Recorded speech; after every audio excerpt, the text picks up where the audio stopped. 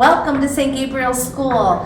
While we're very disappointed we can't be welcoming you here in person, we're excited to just walk our halls and show you a typical day. Our school community is incredibly vibrant. Some of the areas that we're most proud of, we have a very active CYO program that's very involved, parent involvement, student involvement. It's just top-notch from start to finish. We also are excited because one way we love to welcome new families into our community is with our new buddies system. So if you're new to our school, just know there'll be many opportunities that we'll take to help you start building those relationships right from the start.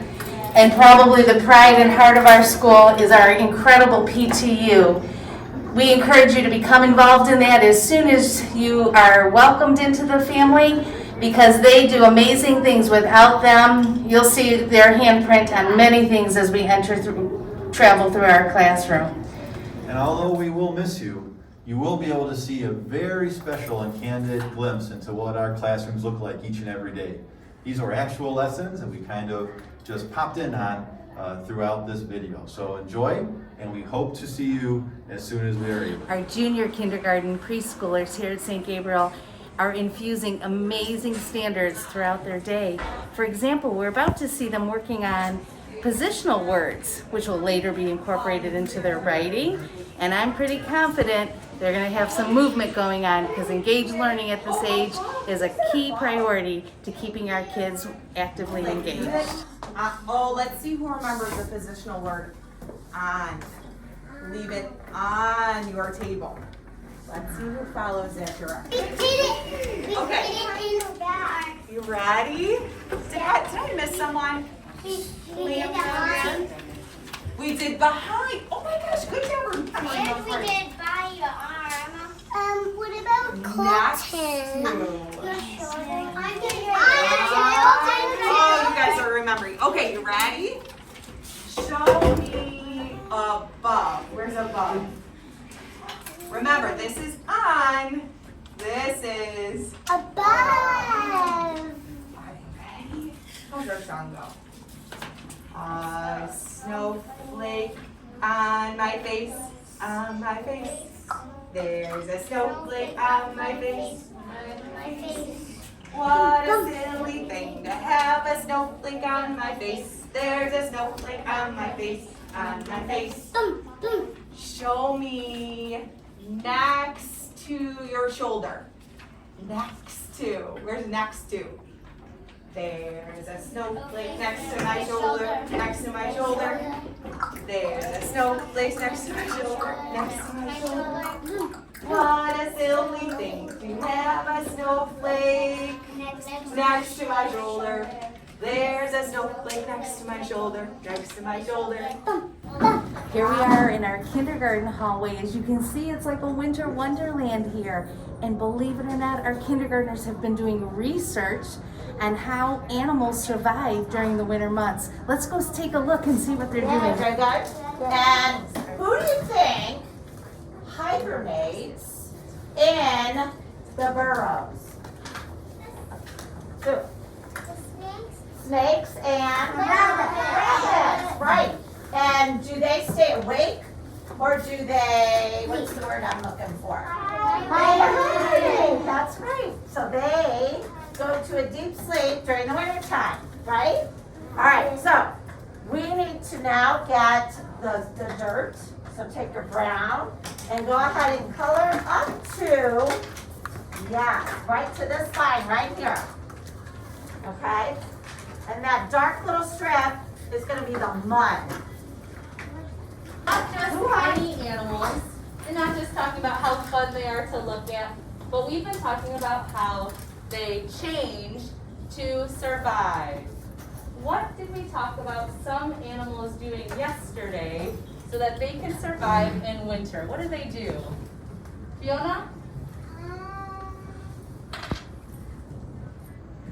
Flying to a different place for the winter to come. Fantastic. Some animals fly to other places to find food and to be warm, right? What is that called? When some animals fly from one place to another, what's that called? called? Mateo? Migraine. Migration. Everybody show me migration. Right, some animals, they fly to warmer places. Some animals, they swim to other places. And sometimes they just walk to other places. Today, we are talking about a different way that animals change their behavior to survive in winter. This one, we might remember from our Animals in Winter story, is called hibernation. Can you show me, what does hibernation look like? What does that look like? Oh, Juliet's got it. Everybody pretend like you're sleeping. Some animals in winter, when it gets really cold and it's hard to find food, they just take a big long nap. Do we do that? Do humans do that? I do. No, we might be able to sleep for. Tell me something else. What else makes our school so special that we get to do here that you can't do at other schools? Ava? Go to church. That's a great answer. We get to go to church.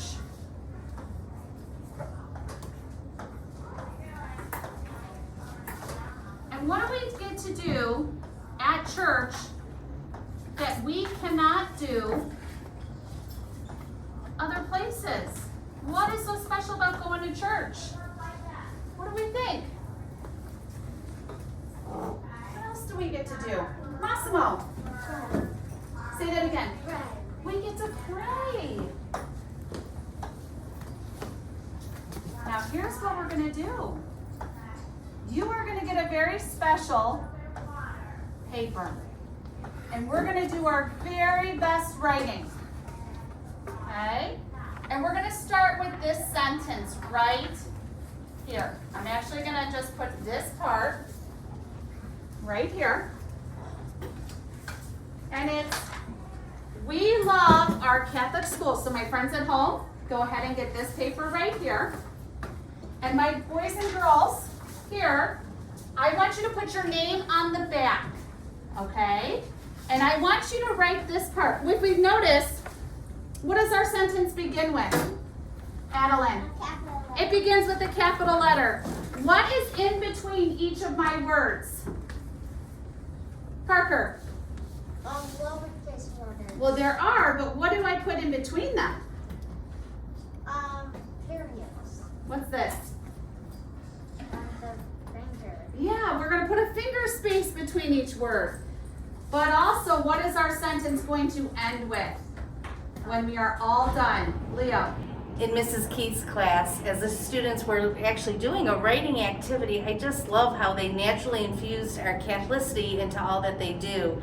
And you could see by their faces and their answers, it's just a big part of what they do each and every day here at St. Gabriel. And that Catholicity is something they take home with them to their families. It's another great reason to send your student to St. Gabriel's. They talk with one another and share ideas. So when I say a magic word, just write with somebody next to you. Just whisper, start thinking, what's your plan? What might you do to build this igloo? Start.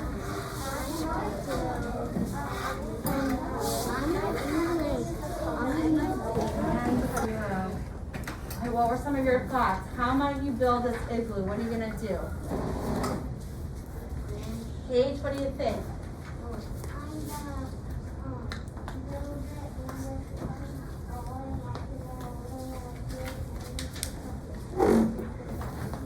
Oh, so Paige is thinking the cup could maybe be the shape of the dome at the top. Liam, what are you thinking? Thinking about using glue to keep it all together. Liam's thinking about sticking the cotton balls through the toothpick and using the toothpicks to hold it together. Good thinking, Liam. So scientists, we know first, we don't just get started right away, do we? No, we gotta come up with our plan, right? So in this first box with your pencil, draw a picture of what you think you're gonna do to build your igloo. And I think you should actually make a diagram. So I shouldn't just see the picture, what should I see around it if it's a diagram? What text feature goes along with it? Burnley?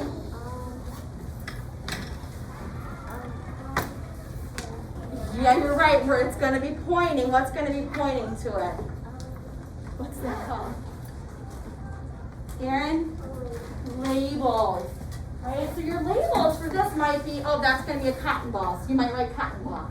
Oh, this part of my igloo is gonna be the cup, so maybe your label will be the cup. Right, so go ahead and draw your plan, draw your diagram of what your igloo is gonna look like. While we were watching an actual STEM activity, there were many other standards also being covered. For example, the students were learning about how to identify text features, how to find the main idea in a nonfiction passage, and then use that information to help them build their igloo. So the STEM part of the lesson was the actual creation of the igloo. So again, our teachers continually learn and work with the kids to infuse the Ohio Learning Standards across their lesson.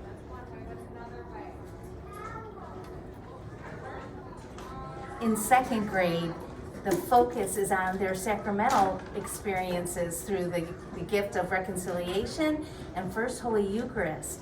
And one of the areas that they put a lot of time into is celebrating the saints, because who better to show us the way of how to live a life in Christ than our amazing saints?